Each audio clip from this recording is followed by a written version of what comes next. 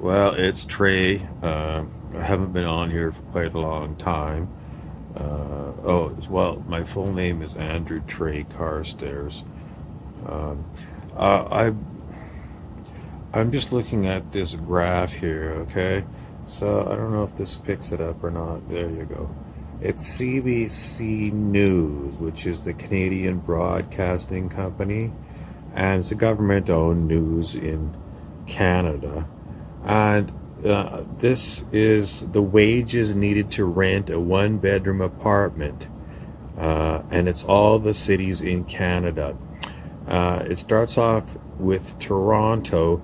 You need to be making about $28 an hour to afford a one-bedroom apartment, and the minimum wage in the province of Ontario, where Toronto is $14 an hour. So you can't afford to live in Toronto if you're, well, if you're making less than $28 an hour. And then they go down the list of all of the cities, even the little tiny cities in Canada. And the truth of the matter is, I guess there's like, let's see, there's 3 cities in Canada that you can afford to live. Where there are 3 cities in Quebec province, Sherbrooke, Trois-Rivières, and Saguenay.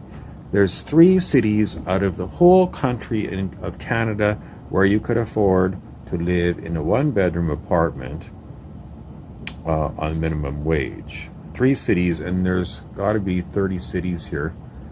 And, you know, most Canadians don't speak French. I'm terribly sorry.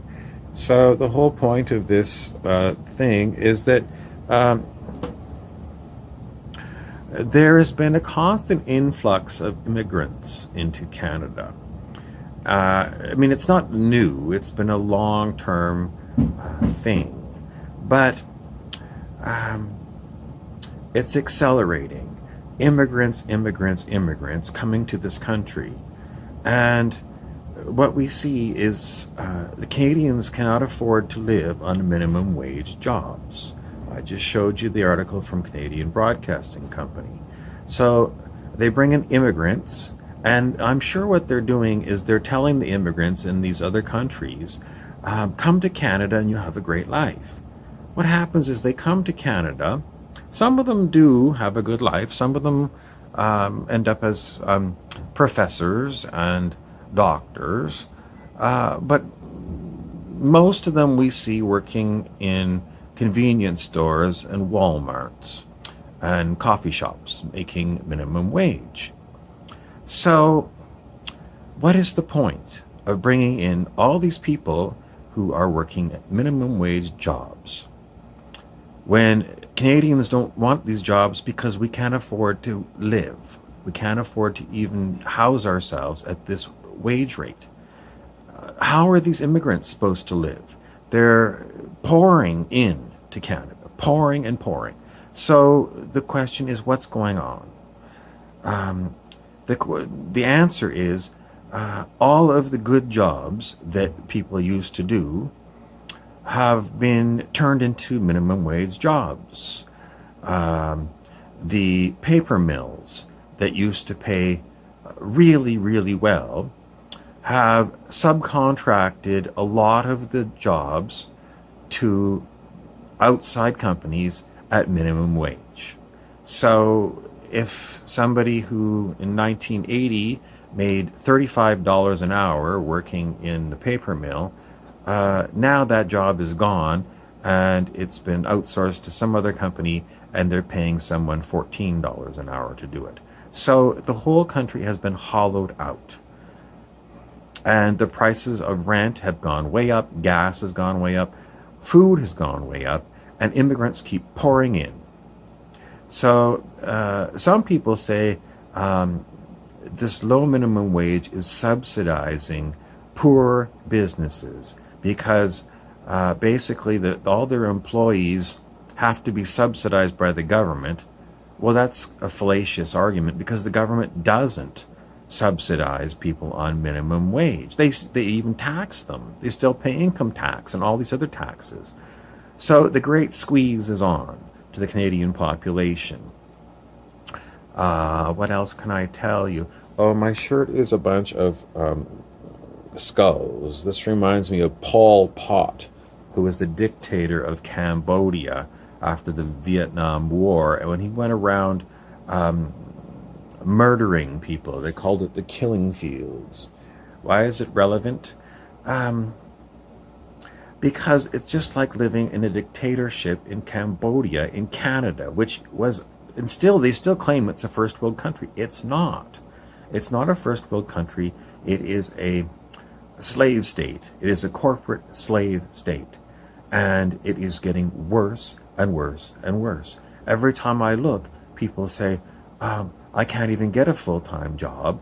I got to work a part-time job out of town and work double shifts so I can get enough overtime on my part-time job in order to try and make ends meet. It is getting worse and worse and worse and worse.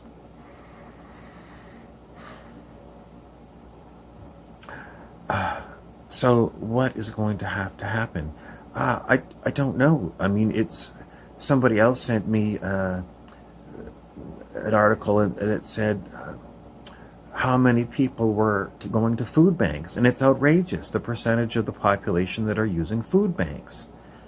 So society has failed.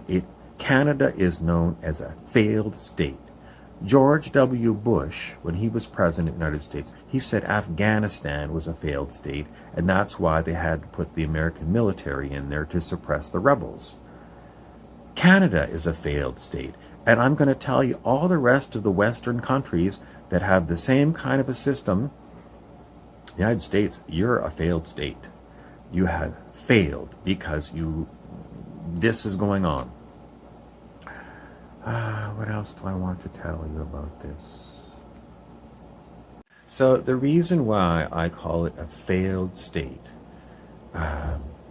is because of Mohandas Gandhi, the Mahatma. This was the great leader of the Indian people who in 1947 overthrew the British rule.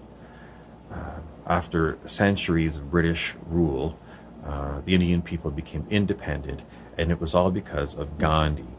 Well, he had a lot of helpers, but he was basically the spiritual head of the movement. And Gandhi said, oh my God, hold on a second, I gotta go look it up. Here's the quote.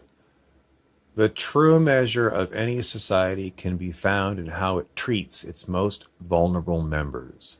Mohandas Gandhi of India. The true measure of any society can be found in how it treats its most vulnerable members. In Canada, this is how the most vulnerable people are treated.